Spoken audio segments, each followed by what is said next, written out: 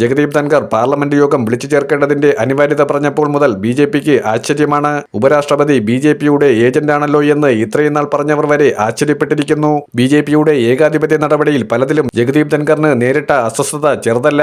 Protocol വിഷയം ഉൾപ്പെടെയുള്ള കാര്യങ്ങളിൽ അദ്ദേഹം നിരവധിയായ പൊതുപരിപാടികളിൽ പങ്കെടുക്കുമ്പോൾ അദ്ദേഹത്തിനുണ്ടായ മാനഹാനി എന്നത് ചെറുതല്ലാത്തതാണ്. പല പ്രോജക്റ്റുകളുടെ ഉദ്ഘാടനവുമായി ബന്ധപ്പെട്ട് ജഗദീപ് ധൻഖർ ചെല്ലുന്ന വേദിയിൽ അദ്ദേഹത്തിന്റെ പോസ്റ്റർ പോലും ഇല്ല എന്നുള്ളത് ഞെട്ടിച്ചിരിക്കുന്നു എന്നാണ് മാധ്യമങ്ങളോട് തുറന്നടിച്ചിരിക്കുന്നത്. ഇപ്പോഴിതാ പാർലമെന്റ് വിളിച്ചു ചേർക്കേണ്ടതിന്റെ അനിവാര്യതയെക്കുറിച്ച് ഇന്ത്യ മുന്നണി പറയുമ്പോൾ സംയുക്തമായ രാഷ്ട്രീയ കക്ഷികളുടെ മീറ്റിംഗ് വിളിച്ചു ചേർക്കാനാണ് ആദ്യപടി എന്ന രീതിയിൽ ബി.ജെ.പി സർക്കാർ തയ്യാറാകുന്നത്. എന്നാൽ വെറുതെ ഒരു പ്രഹസനം വേണ്ട. പാർലമെന്റ് യോഗത്തിൽ ഞങ്ങൾക്ക് പറയാനുള്ളത് പറയാനറിയാമെന്നുള്ളതാണ് കോൺഗ്രസിന്റെ നേതാക്കൾ പറയുന്നത്.